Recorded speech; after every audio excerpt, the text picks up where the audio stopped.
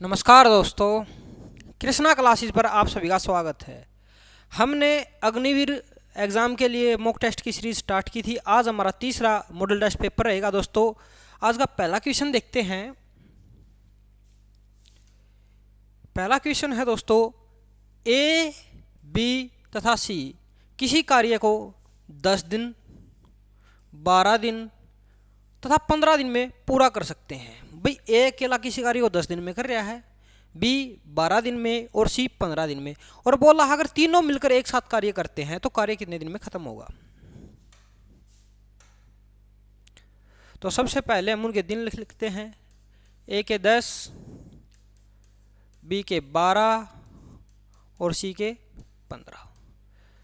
तो मैंने आपको लास्ट क्लास में बताया था, जब कभी भी समय निकालना हो तो उसके लिए दो चीज़ों की ज़रूरत पड़ती है।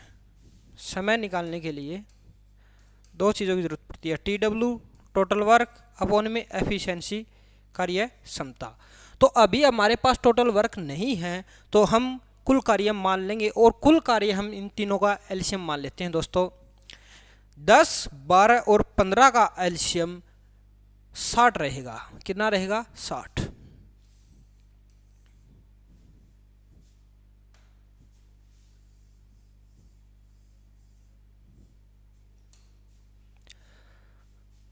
अगर ए व्यक्ति 10 दिन में 60 कार्य करता है तो एक दिन में बच्चों 6 कार्य करेगा, यानी उसकी जो कार्य क्षमता रहेगी वह रहेगी 6 यूनिट पर डे। ऐसे ही बी 12 दिन के अंदर 15 कार्य करता है तो बी की जो एफिशिएंसी रहेगी 5 यूनिट पर डे। ऐसे ही हम सी की निकाल लेंगे। सी की जो एफिशिएंसी रहेगी वह रहेगी 4 यूनिट पर डे। अब हमें पता है ए अकेला एक दिन में 6 कार्य कर लेता है, बी अकेला 5 कार्य कर लेता है, सी 4 कार्य कर लेता है। तीनों मिलकर एक दिन में कितना कार्य करेंगे? तो जोड़ देंगे इन तीनों को, 6 और 5 11 और 4 15। ए प्लस बी प्लस सी का एक दिन का कार्य कितना है बच्चों? 15। और कार्य कितना करना है? कार्य करना है 60 यूनिट। कितना करना है? 60 यूनिट। तो टाइम कितना होगा? टाइम होगा कुल कार्य 60 यूनिट अपॉन में तीनों के द्वारा एक दिन की एफिशिएंसी कितनी है? 15 यूनिट अपॉन में 15 लगाएंगे भाग, 15 चौके 60। तो 4 डे हमारा राइट आंसर रहेगा। तो तीनों मिलकर दोस्तों इस कार्य को 4 दिन में कंप्लीट कर लेंगे। आप इसका स्क्रीनशॉट लीजिए। अब देखिएगा नेक्स्ट क्वेश्चन। नेक्स्ट क्वेश्चन क्या है? 25% की छूट देने के बाद वस्तु को 1500 रुपये में बेचा जाता है, तो अंकित मूल्य बताइए। मैंने पिछली क्लास में भी शायद ऐसा ही क्वेश्चन करवाया था, छूट वाला। उसके अंदर दिया हुआ था कि भाई छूट है क्या, मैंने ये बताया था। छूट हमेशा अंकित मूल्य पर दी जाती है। तो अगर अंकित मूल्य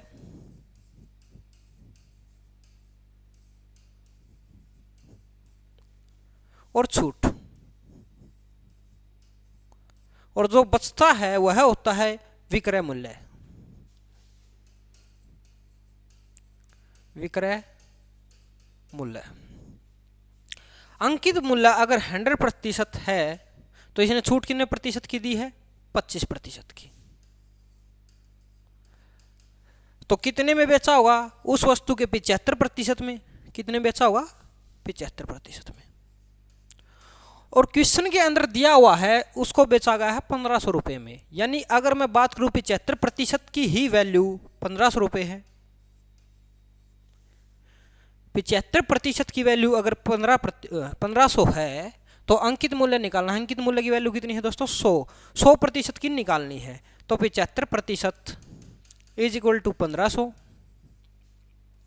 1% बराबर होगा 1500 अपॉन में 75, और निकालना कितनी है? 100% की। तो 100 को इसको गुणा करवा देंगे दोनों साइड, तो 100% की आ जाएगी।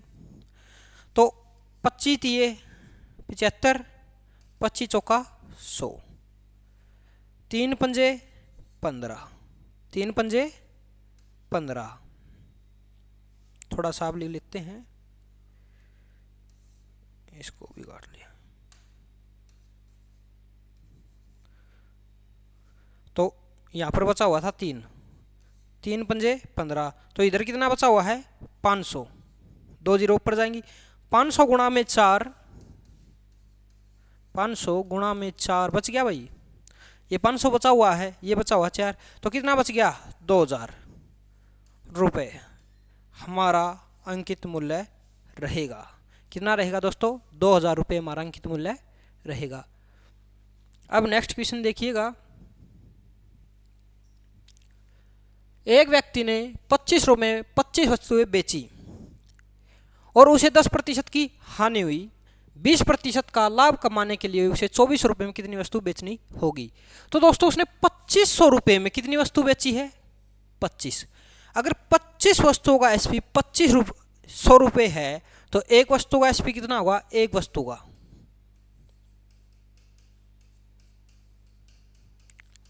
आप बोलोगे सर 100 रुपये होगा। अगर भाई 25 वस्तुओं का विक्रय मूल्य है 2500 रुपये है तो एक वस्तु का कितना होगा 100 रुपये।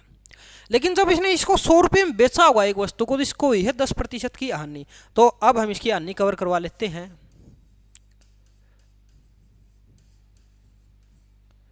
ये आया एक बार उसका हानि कवर हुई, ये हो गया उसका ओरिजिनल मूल्य है।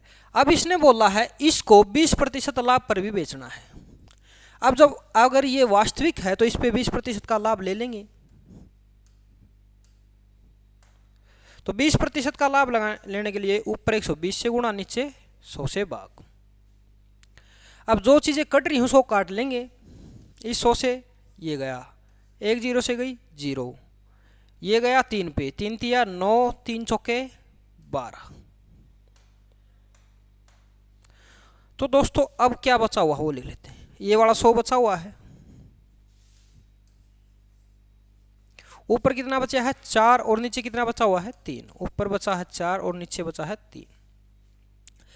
ये हमारा एक वस्तु का एसपी है जब उसको 20% लाभ पर बेचा गया है।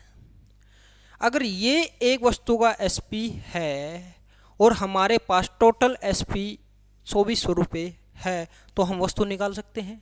भाई वस्तु निकालने के लिए क्या करना पड़ता है, वस्तु निकालनी है अगर हमें तो हम करेंगे कुल खर्च अपन में मूल्य। भाई जितना भी मूल्य है उसका जितने में बेची गई है या फिर खरीदी गई है, तो यहाँ पर बात तो बेचे जाने वाली थी और बेचे जाने वाला रेट हमने निकाल लिया है। तो अब निकालते हैं वस्तु कितनी थी। इसने पूछा है तो कितनी वस्तुएं बेचनी पड़ेगी, तो वस्तुएं ही पूछी हैं, वस्तुएं निकाल लेंगे। तो कुल खर्च कितना है दोस्तों 2400 रुपये। वस्तु का मूल्य कितना है ये वाला 400 अपॉन में 3, 3 को ले आऊंगा मैं ऊपर, ये ले आया भाई 3 को ऊपर यहां से,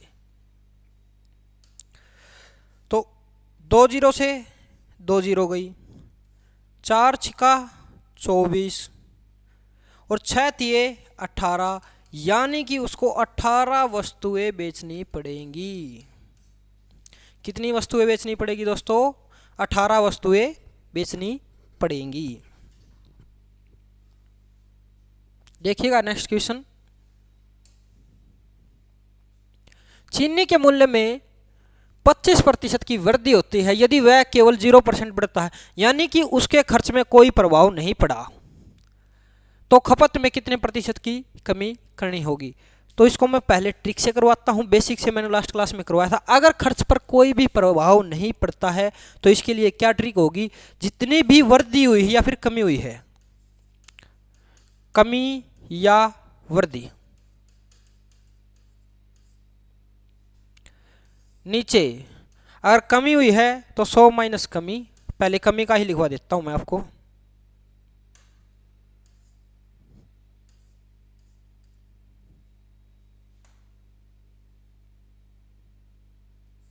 गुणा में 100। और अगर होती है वृद्धि तो कुछ नहीं करना, 100 प्लस में वृद्धि जितनी भी हुई है, वृद्धि प्रतिशत कमी प्रतिशत गुणा में 100। ये दो ट्रिक होती है दोस्तों ऐसे क्वेश्चन को करने की। अब हम करवाते हैं इस क्वेश्चन को, कितने की कमी या फिर वृद्धि हुई है। आप बोलोगे सर 2500 की, तो ऊपर कितना 25 नहीं 25 की, सॉरी गलती होगी, 25% की, तो ऊपर लिखा जाएगा 25 और नीचे कितना 100 माइनस प्लस में वृद्धि हुई है तो 25% वृद्धि हुई है तो ये वाला फॉर्मूला लगेगा भाई, जितनी वृद्धि उतनी वृद्धि लिख ली, 100 प्लस में वृद्धि 100 प्लस में वृद्धि लिख ली गुणा में 100, तो 25 बटा में 100 25% गुणा में 100, काटेंगे 25 50 125 20 50 100, ये गया 20 पे, यानी कि उसको 20% की कमी करनी पड़ेगी। और अगर यहां पर लिख देता वो 25% की कमी होती है तो हम लिखते 25/75 गुणा में 100, फिर हमारा वृद्धि निकल आती। देखिएगा नेक्स्ट क्वेश्चन, ए बी की तुलना में 3 गुना कार्य कुशल है तो ए को किसी कार्य को पूरा करने में 20 से 12 दिन कम लगते हैं। तो यहाँ पर ए और बी की एफिशिएंसी का रेशियो दिया हुआ है। एफिशिएंसी कितनी है, ए बी की तुलना में 3 गुना है, यानी कि ए की एफिशिएंसी 3 है तो बी की रहेगी 1। मैंने लास्ट क्लास में आपको बताया था अगर एफिशिएंसी का रेशियो x रेशियो y है तो उनका टाइम का रेशियो उसका उल्टा होगा y रेशियो x। ऐसे ही अगर मैं टाइम की बात करूं तो टाइम का रेशियो होगा 1:3, यानी कि ए को किसी कार्य करने में 1 यूनिट, यह एग्जैक्ट टाइम नहीं होता, सिर्फ रेशियो में होता है, और बी को करने में कितना 3 यूनिट लगेगा। तो यहां पर ये कितना यूनिट बचा रहा है, ए बचा रहा है इससे 2 यूनिट,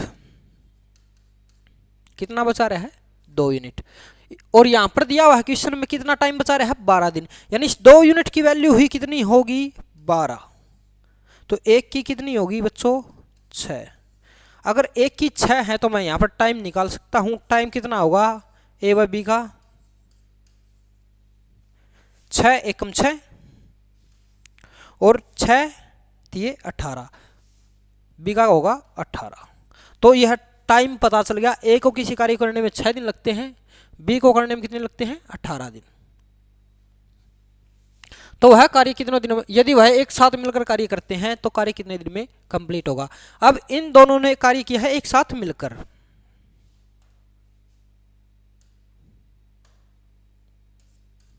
करते हैं सोल्व दोस्तों। ए व बी का कार्य ए 6 दिन में, बी कितने दिन में 18 दिन में, कुल कार्य मान लेंगे, लास्ट क्वेश्चन करवाया था वैसे ही, कुल कार्य होगा इनका 18 यूनिट, और एफिशिएंसी मैंने बताई थी वही होगी जो पहले थी 3:1। अब समय निकालना है दोनों का, तो दोनों का एक दिन का कार्य क्षमता कितनी होगी 4 यूनिट, कार्य क्षमता कितनी है 3 और 1 4 यूनिट, 4 यूनिट। टाइम निकालने क्या होता है कुल कार्य अपॉन में एफिशिएंसी, तो इसको मैं भाग लगाऊंगा 2 पर, 2 निमा 8 और 2 दूनी 4, या फिर हम लिख सकते हैं 4.5 डेज हमारा राइट आंसर रहेगा। देख लीजिएगा आप, इसको स्क्रीनशॉट ले सकते हो। देखिएगा नेक्स्ट क्वेश्चन क्या है, ब्याज की गणना वार्षिक चक्रवृद्धि आधार पर करते हुए किसी निश्चित राशि पर 5% वार्षिक दर से 2 वर्ष का चक्रवृद्धि ब्याज 882 रुपये होता है, तो राशि ज्ञात कीजिए। तो यहाँ पर रेट गिवन है 5%,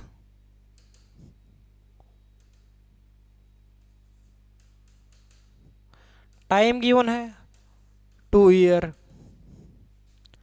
और CI गिवन है 882, और हमको निकालना है प्रिंसिपल। तो मैंने लास्ट क्वेश्चन में सिखाया था 3 साल का, अब मैं आपको 2 साल का सिखा रहा हूँ। अगर 2 साल का निकालना है तो सबसे पहले हम इसको सोल्व कर लेंगे, इसको लिख सकते हैं 1/20 5% को, और जो ये नीचे वाला होता है जितना टाइम दिया हुआ है उसकी उतनी ही पावर करके हम उसको मूलधन मान सकते हैं। यह भी माना हुआ है, एग्जैक्ट है या नहीं हम इसको नहीं पता, मान के कर रहे हैं अभी हम, तो इसका स्क्वायर ही करना पड़ेगा। टाइम 2 ईयर है, तो अगर टाइम 2 ईयर है तो इसका स्क्वायर करना पड़ेगा। तो जो हमारा प्रिंसिपल माना है वह 20 की स्क्वायर यानी 400 होगा। कितना होगा दोस्तों 400। अब हम इस पे लेंगे 2 साल लगातार ब्याज, तो इस पे मैं पहली साल ब्याज लूँगा 5% के हिसाब से, तो इसका 20वां हिस्सा होगा, और 400 का 20वां हिस्सा 20 ही होता है। तो ये लीजिए हमने पहले साल का ब्याज ले लिया, और पहले साल का CI और SI दोनों ही बराबर होते हैं। अब हम इस पे दूसरी साल लेंगे ब्याज बच्चों, 5% से लेंगे, मूलधन पे लेंगे तो कितना मिल जाएगा 20। लेकिन चक्रवृद्धि ब्याज का मतलब ही है ब्याज के ऊपर ब्याज मिलना, तो अब हम इस पर ब्याज लेंगे, ब्याज पे भी तो ब्याज लेना पड़ेगा, और इस पे भी 5% से ही लिया जाएगा। तो इसका 20वां हिस्सा और 20 का 20वां हिस्सा यानी 1, तो कितना ब्याज मिल गया दोस्तों हमारे 1। तो कुल ब्याज कितना हो गया 20 रुपये, ये मिले 20 रुपये, ये मिले 40, और 1 रुपये ब्याज के रूप में ये मिला, तो टोटल ब्याज मिला हमको 41 रुपये। लेकिन क्वेश्चन में दिया हुआ है 41 नहीं है, 882 है। यहाँ पे कोई ना कोई मिस्टेक है भाई।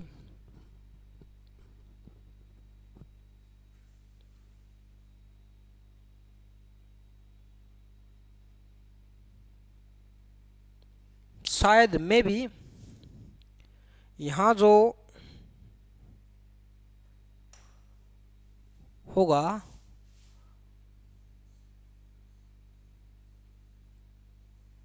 820 है, थोड़ी मिस प्रिंटिंग हुई है। यहाँ जो है वह होगा 820 रुपये। तो जो 41 की वैल्यू है दोस्तों, वह क्वेश्चन के अंदर 820 दी हुई है। तो 400 की निकालने कितना गुना है, आप बोलोगे सर इसका है 20 गुना। कितना गुना है 20 गुना। तो हमें जो मूलधन माना था उसको भी 20 गुना करना पड़ेगा, तो इसको 20 गुना कर लेते हैं, गुणा में 20, तो कितना आएगा, आप बोलोगे सर 4 दूनी 8 और 3 जीरो चेप देंगे। तो जो हमारा मूलधन था वह कितना होना चाहिए था 8000 रुपये। कितना होना चाहिए था दोस्तों 8000 रुपये हमारा मूलधन होना चाहिए था।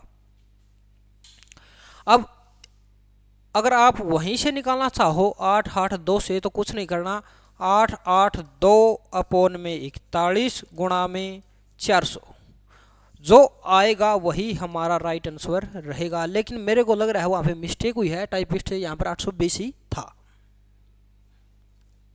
नेक्स्ट क्वेश्चन देखिएगा, एक आदमी 40 किलोमीटर प्रति घंटा की गति से चल रहा है, एक पुल को 75 मिनट में पार कर रहा है, तो पुल की लंबाई ज्ञात कीजिए। यानी निकालनी है दूरी। क्या निकालनी है दोस्तों, दूरी। और दूरी निकालने का जो फॉर्मूला होता है वह होता है समय गुणा में चाल। क्या होता है, समय गुणा में चाल। और हमको इस बात का ध्यान रखना होता है, अगर चाल मीटर सेकंड में है तो जो हमारा समय होगा वह भी सेकंड में होना चाहिए, और अगर हमारी दूरी किलोमीटर प्रति घंटा में है या फिर हमारी स्पीड किलोमीटर प्रति घंटा में है तो हमारा समय भी घंटों में होना चाहिए। यानी कि जो दोनों यूनिट है ये वाली, ये सेम होनी चाहिए। यहाँ पर तो किलोमीटर प्रति घंटा में, यहाँ तो घंटा में है, और यहाँ है मिनट, तो ये सेम नहीं है, तो हम इनको बदल लेते हैं। या तो इसको बदलें हम प्रति मिनट में, या फिर इसको बदल लें प्रति घंटा में। तो इसको बदलना आसान है। अगर मिनट को घंटे में बदलना है, मिनट को बदलना है घंटे में, आवर्स में, तो कुछ नहीं दोस्तों, 60 से भाग लगाना होता है, बस 7 से डिवाइड करना होता है, तो कर लेंगे। रखते हैं फॉर्मूले के अंदर, समय कितना है 75 मिनट, बदल दो घंटे में, 75 अपॉन में 60, कितना हो गया 75 अपॉन में 60 बन गया घंटा। और स्पीड कितनी है 40 किलोमीटर प्रति घंटा, तो यूनिट दोनों जगह सेम होंगी। अब इस जीरो से जीरो गया, 2 तिया 6, 2 दूनी 4, 3 पे जाएगा ये 25 पे, और 25 दूनी 50, यानी 50 किलोमीटर की दूरी वह तैयार कर लेगा। कितनी कर लेगा 50 किलोमीटर की दूरी तय कर लेगा दोस्तों, वह 75 मिनट के अंदर। अभी ये था पूरा बेसिकली। अब अगर थोड़ा भी बच्चे सोच पा रहे हैं तो बिल्कुल आसानी से कर सकता था। अगर 60 मिनट के अंदर कर रहा है 40 और अब करवानी है उसको कितने 75 मिनट में। अगर मैं इसका रेशियो देखूं तो यह रेशियो बन सकता है 4:5 और 4 अगर 40 के बराबर है तो 5 बराबर होगा 50 के, तो 50 किलोमीटर की दूरी वह तय कर लेता। आप इसको बिल्कुल बेसिकली बिना पेन और कॉपी भी कर सकते थे। अब देखिएगा नेक्स्ट क्वेश्चन। जो हमारा नेक्स्ट क्वेश्चन क्या है, एक वर्ग की प्रत्येक भुजा की लंबाई 20% वृद्धि करने पर इसके क्षेत्र में कितने प्रतिशत की वृद्धि होगी। तो ऐसे क्वेश्चन को करने के लिए दोस्तों बहुत ही आसान ट्रिक बताऊंगा आपको, 2 से 3 तरीके बताऊंगा इस क्वेश्चन के। एक सबसे पहला जो ट्रिक होगी वह होगी जितना भी प्रतिशत लिखा हुआ है उसका स्क्वायर मारो और अपॉन में 100 लिखिएगा। और हमेशा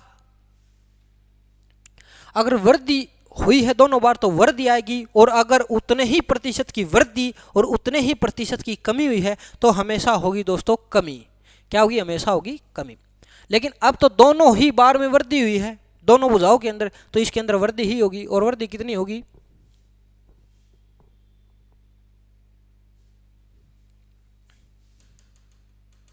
पहले बेसिक से करवाता हूं आपको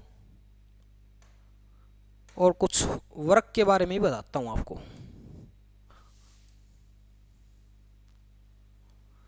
शायद नजर नहीं आया होगा आपको।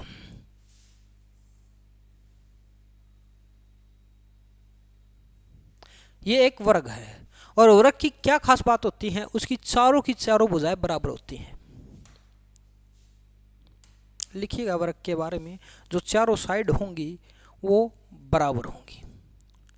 उसका प्रत्येक एंगल 90 डिग्री का होता है, सभी के सभी।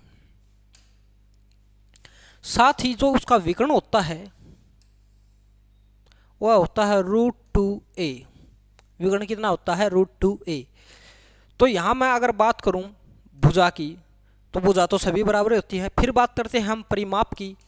परिमाप, तो परिमाप क्या होता है? किसी भी आकृति की बाहरी भुजाओं की लंबाई का योग ही परिमाप कहलाता है। तो इसका परिमाप होगा 1a, 2a, 3a और ये 4a, 4a। जो क्षेत्रफल होगा इसका वह होगा आधार इंटू में ऊंचाई। तो इसका आधार भी a है और ऊंचाई भी a है, तो a स्क्वायर। अब हम निकालते हैं इसको। ये तो हमने वर्ग के बारे में बेसिकली जाना, भाई वर्ग का परिमाप कैसे निकलता है, क्षेत्रफल क्या होता है, विकर्ण क्या होता है। अब क्वेश्चन में बोला है इसने इसके क्षेत्रफल में कितने प्रतिशत की वृद्धि होगी। इसने बोला कि वर्ग की प्रत्येक भुजा में 20% की वृद्धि हो गई। यानी कि बात 20% से क्या समझते हो आप बोलोगे 20% का मतलब होता है 1/5। कितना? 1/5। और जो नीचे होता है वही होता है वास्तविक, और ऊपर वाली होती है जो बड़ा है घटा है। अगर नीचे वाली भुजा मैं बोलता हूं 5 है, पहले कितनी थी साइड, तो आप बोलोगे सर 5 थी, तो बाद में कितनी होगी? आप बोलोगे सर पहले 5 थी और ये एक बधी है, बाद में कितनी होगी? 6। तो मैं बात करूं आपके एरिया की, क्षेत्रफल की, तो क्षेत्रफल कितना होगा? आप बोलोगे सर क्षेत्रफल का फॉर्मूला है 1 स्क्वायर, यानी 5 की स्क्वायर कितना होगा? 25। यहां पर कितना होगा? यहां पर आप बोलोगे सर 6 है, 6 का स्क्वायर कितना हो जाएगा? 36। कितना हो जाएगा? 36। अब कितना बढ़ गया? आप बोलोगे सर बढ़ गया 11। 36 था, बढ़ गया कितना? 11। और कितने पे बढ़ा? भाई जितना क्षेत्रफल पहले था उतने बढ़ा। पहले कितना था? 25। 25 पे बढ़ा। और प्रतिशत में बदलने के लिए क्या करना होता है? गुणा में 100। तो 25 चौका 100, 11 चौके 44, 44% की वृद्धि होगी दोस्तों। कितने प्रतिशत की वृद्धि हो जाएगी? 44%, 44% की वृद्धि होगी। यह था बिल्कुल बेसिक तरीका। अब मैं आपको एक तरीका और बताता हूं।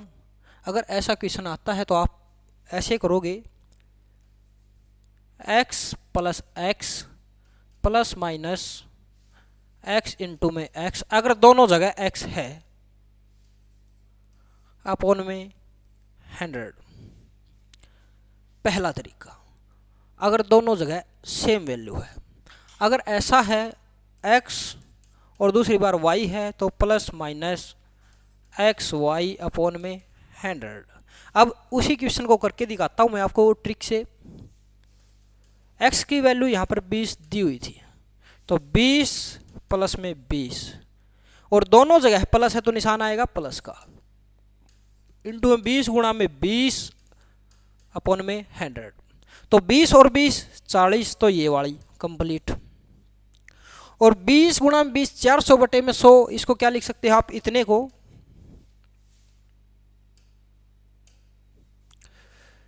400 अपॉन में 100, तो 2 जीरो से 2 जीरो कितना बच गया 4। 40 प्लस में 4 कितना होगा 44। तो कितने प्रतिशत की वृद्धि हो जाती 44% की। ये ट्रिक से निकाल लिया, ये बेसिक था, कंप्लीट बेसिक। अब बात करते हैं हम नेक्स्ट क्वेश्चन की। क्या है दोस्तों, दो संख्याओं का गुणनफल 216 है यदि महत्तम समाप्त वर्त 6 हैं और लघुत्तम समाप्त वर्त शायद निकालना है। भाई लघुत्तम समाप्त वर्त क्या हुआ निकालना है। तो एक फॉर्मूला आता है दोस्तों, अगर दो संख्याओं का गुणनफल हमेशा उनके एलसीएम इंटू में एचसीएफ होता है, एलसीएम इंटू में एलसीएम होता है। तो हमको इन दोनों संख्याओं का गुणनफल गिवन है, कितना है 216, और हमको इनका एचसीएफ भी गिवन है, कितना है 6। एलसीएम हमें निकालना है, एलसीएम निकालना, दोनों संख्याओं का गुणनफल है तो एलसीएम निकाल लेंगे। एलसीएम बराबर होगा 216 अपॉन में 6, इससे काटा 36 पे गया, तो 36 जो हमारा एलसीएम होगा वह होगा 36, वह होगा दोस्तों 36। ऐसे ही आपसे कोई ये क्वेश्चन भी पूछ सकता था,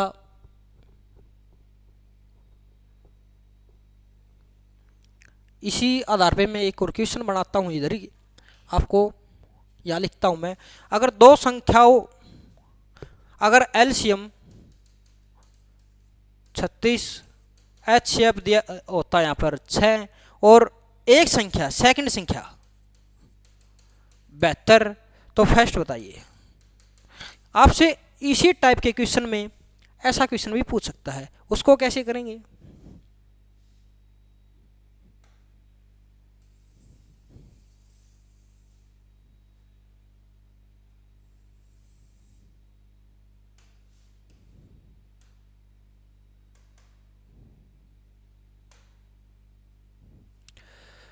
तो मैंने बताया दोनों संख्याओं का गुणनफल बराबर होता है उनके एलसीएम इंटू में एचसीएफ के। तो अब की बार हमारे पास ये दोनों चीज़ें थी, यानी कि 36 गुणा में 6 बराबर होगा पहली संख्या फर्स्ट नंबर इंटू में सेकंड कितना दिया हुआ है 72, इसके बराबर होगा। अब सोल्व कर लेते हैं, फर्स्ट नंबर निकालना है, फर्स्ट नंबर बराबर होगा 36 गुणा में 6 अपॉन में 72, काट लेंगे 36 दूनी 72, 2 तिया 6। तो दूसरा नंबर दोस्तों, पहला नंबर कितना होता, पहला नंबर होता दोस्तों 3, ठीक है। लेकिन ये क्वेश्चन ठीक नहीं बन पाया, शायद यहाँ पर मैं भी 18 लिखना होता मैं।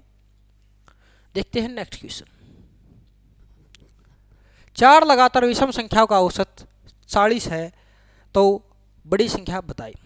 तो औसत का फॉर्मूला क्या होता है दोस्तों, औसत होता क्या है औसत, औसत होता है संख्याओं का योग, संख्याओं का योग अपॉन में कुल संख्या। औसत होता है संख्याओं का योग अपॉन में कुल संख्या। ऐसे ही मैं आपसे बात करूं योग निकालने की, तो योग बराबर होगा औसत इंटू में कुल संख्या।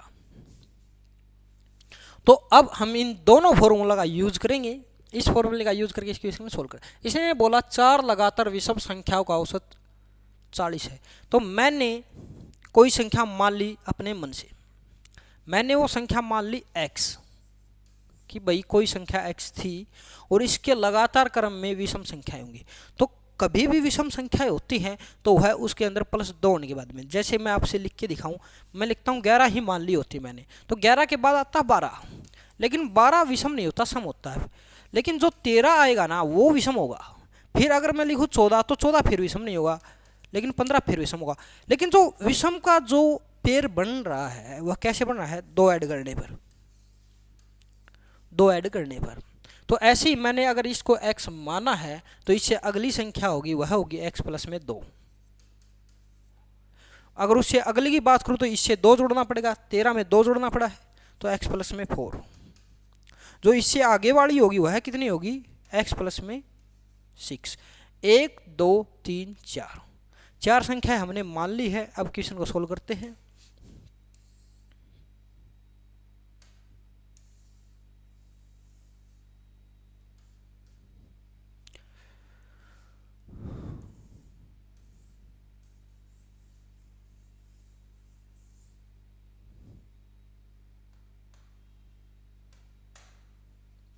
तो दोस्तों योग निकालना है हमें। हमारे पास 4 संख्याएं हैं, तो संख्याओं की कुल संख्या कितनी है, 4, और औसत कितना है, 40। तो 40 गुणा में 4 बराबर होगा 160 के। तो इन चारों संख्याओं का योग हमें पता है कितना है, 160। तो मैं इनको ऐड करूं, इनको सभी को ऐड करूं, चारों संख्याओं को कितना होगा, आप बोलोगे सर 1x 2x 3x और 4x। 4 तो x होंगे, प्लस में कितना होगा 2 और 4 6 और 6 12, प्लस में 12 बराबर किसके हैं, 160 के। भाई ये चारों संख्याएं थी, इन सभी का योग 160 ही तो है, तो बराबर कितना है, 160 के। अगर मैं यहाँ से x की वैल्यू निकालूं तो आप बोलोगे 160 माइनस में 12 अपॉन में 4। इसको मैं यही सोल्व करता हूं।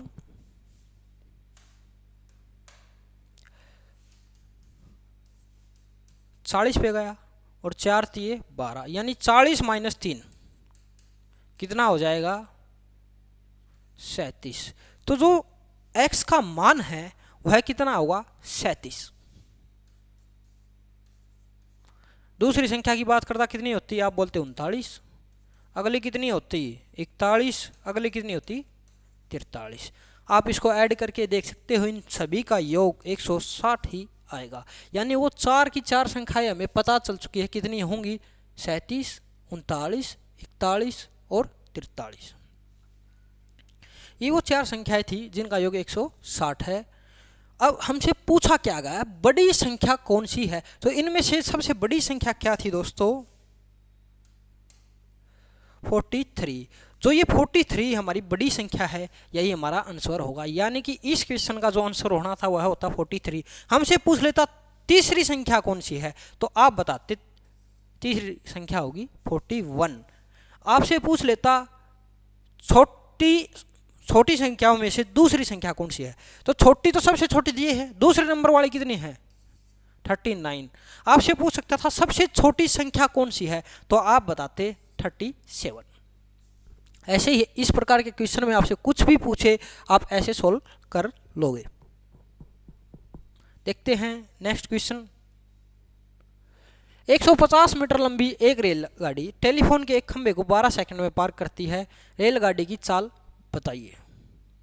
रेलगाड़ी की चाल यहाँ पर किलोमीटर प्रति घंटा में बतानी है। किलोमीटर प्रति आवर्स में क्या होगी, ऐसा इसने पूछा है। तो दोस्तों रेलगाड़ी की लंबाई दे रखी है, डिस्टेंस 150 मीटर। स्पीड कितनी है,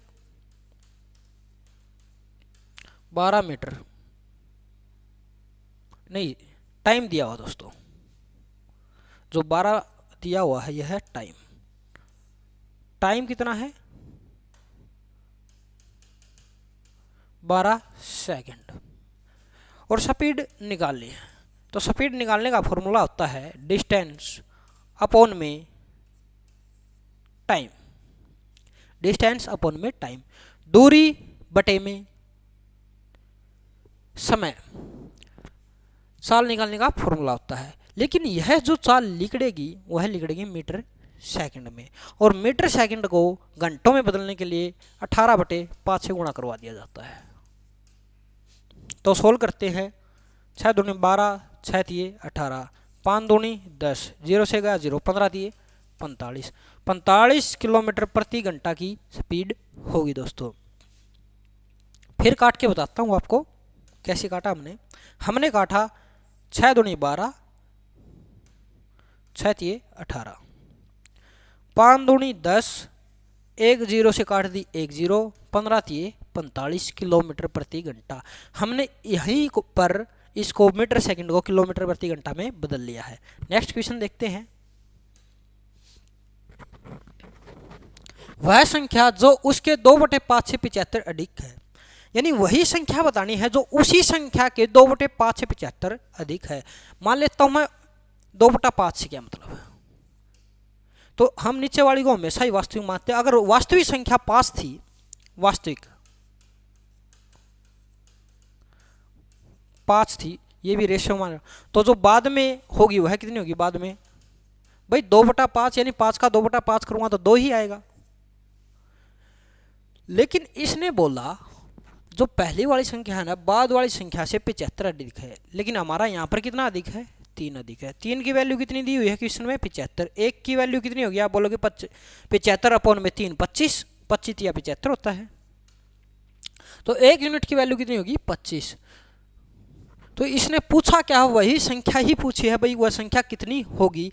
तो अगर 1 की वैल्यू 25 है और वह संख्या है 5 यूनिट, तो 5 यूनिट की वैल्यू कितनी होगी दोस्तों? आप बोलोगे सर 5 गुणा में 25, 125 होगी। जो वास्तविक संख्या होगी हमारी वह 125 होती है। मैं एक बार फिर समझाता हूँ इस लाइन का मतलब क्या। वह संख्या जो उसके 2/5 से 75 अधिक है, तो इसने वही संख्या पूछी है आपसे। तो पहले तो वह संख्या मान ली मैंने, 2/5 से मान लिया कि भाई नीचे वाली को भी मैं संख्या मान लूँ। अगर वह संख्या 5 है वास्तविक, तो 5 का 2/5 कितना होता है? 5 गुणा में 2/5। तो बाद में जो बचा हुआ होगा वह 2 बचेगा, बाद वाली संख्या। इसने बोला इन दोनों का गैप 3 आया, लेकिन 75 अधिक है। भाई यहाँ से तो देखे हमने 3 अधिक है, लेकिन क्वेश्चन में बोला है 75 अधिक है, तो 3 की वैल्यू 75, 1 की वैल्यू 25 हो जाएगी। और वास्तविक संख्या निकाली तो वास्तविक तो 5 ही थी, 5 गुणा में 25, 125। अगर आपको क्लास अच्छी लगी तो हमारे चैनल को लाइक शेयर सब्सक्राइब जरूर करें और अपनी सफलताओं प्राप्त करें। धन्यवाद।